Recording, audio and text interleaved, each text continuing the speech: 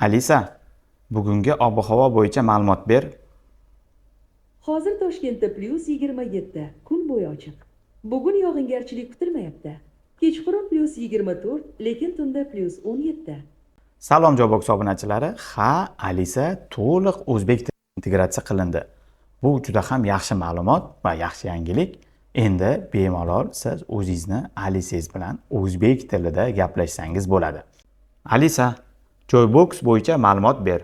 Joybog' bu O'zbekistonda onlayn savdo platformasi bo'lib, unda turli xil elektronika, maishiy texnika va boshqa mahsulotlarni muddatli to'lov asosida xarid qilishingiz mumkin. Alisa aytgan barcha ma'lumotga qo'shilaman. Joybox do'konlaridan siz barcha mahsulotlarni 24 oylik muddatli to'lov asosida xarid qilishingiz mumkin bo'ladi. Ayniqsa mana shu Alisa qurilmalarini va aqlli uy qurilmalarini bemalol Joybox do'konlaridan topa olasiz. Yuqorida aytganimdek va nihoyat barcha Alisa qurilmalarimiz endi o'zbek tilida sizga javob qaytaradi va o'zbek tilida siz bilan gaplashadi. Bemalol o'zingiz savollaringizni ham o'zbek tilida berishingiz mumkin. Internetda yozilgan ma'lumotlarga ko'ra buni ismini Mohira deb qo'yishibdi, lekin hozircha men bu Mohira ismi bilan buni ishlata olmadim, lekin o'zbek tilida ishlash uchun kerakli sozlamalarni topdim. Buni sizlar bilan bo'lishaman. Buning uchun Omnidom ilovasiga kirasiz hamda o'zingizga kerakli qurilmani tanlaysiz. Yandex Stansiya Max misol uchun. Pastga tushadigan bo'lsangiz, virtualniy assistent bo'limi bor, o'shani ichiga kirasiz. Hamda ko'radigan bo'lsangiz, Язык assistenti bo'limi bor, o'shani ichiga kirasiz. Va bu yerdan yana bir bor o'sha qurilmani tanlaysiz. Ko'rib turganingizdek, bizada bu yoqda rus tilida, qozog'cha, ruscha, turk tilida hamda o'zbekcha, ruscha bo'limi bor. O'zbekcha, ruschani tanlaymiz va sizni Alisangiz o'zbekcha gapirsangiz sizga o'zbekcha javob beradi, ruscha gapirsangiz sizga ruscha javob beradi. Alisa, sen o'zbek tiliga to'liq integratsiya qilinganmisan?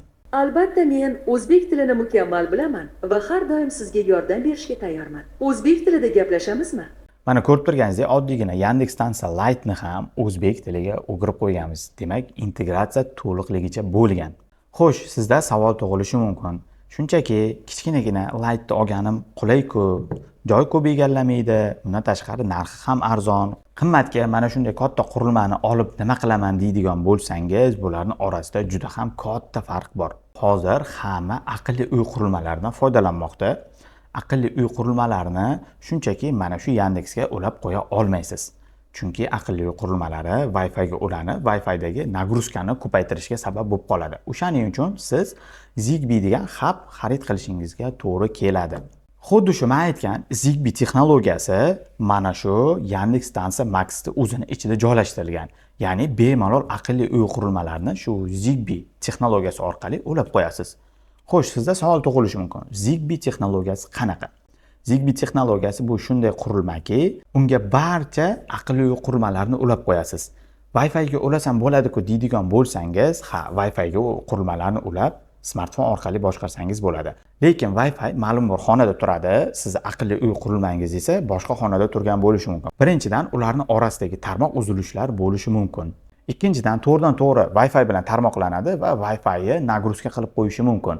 Siz misol uchun smartfoningizda Wi-Fi orqali internetga kiradigan bo'lsangiz, Wi-Fi'ingiz juda ham uzoq muddatga ishlab qolishi mumkin bo'ladi.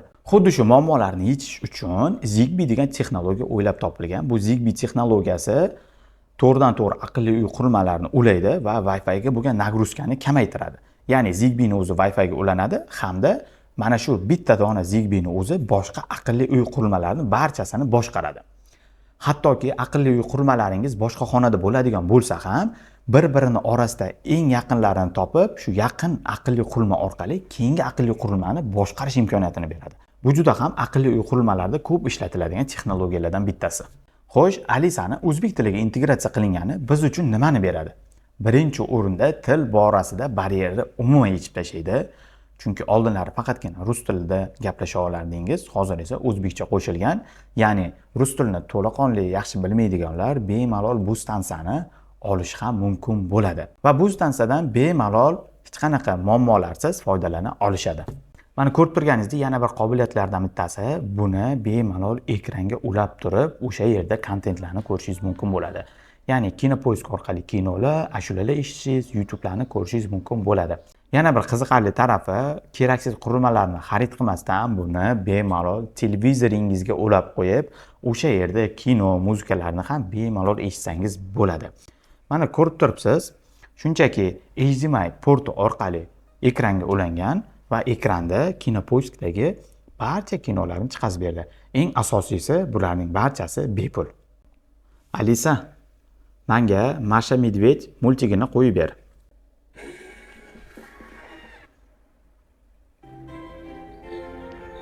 Mana ko'rib turibsiz, biz bunga buyruq berdik va bizga kerakli multik yoki kinoni qo'yib berdi.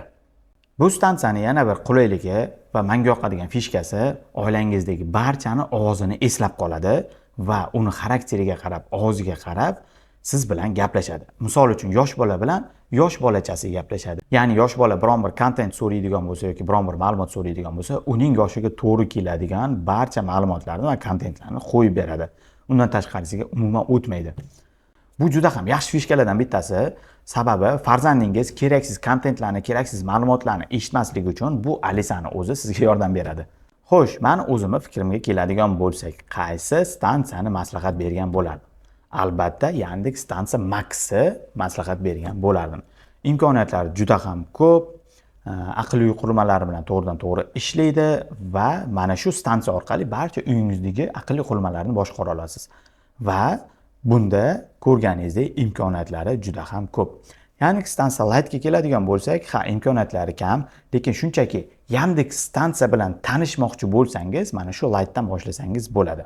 O'zbek tilining integratsiyasi bu barchamizni xursand qildi. Faqatgina Yandex emas, boshqa qurilmalarni ham integratsiya qilish menimcha yo'lga qo'yilgan. Biz esa siz bilan xayrlashib qolamiz. Kichik obzorimiz yoqqan bo'lsa, like va podpiska bosishni unutmang. Keyingi videolarda ko'rishguncha. Alisa, xayr deb ayt. Xayr, yaxshi kun tilayman.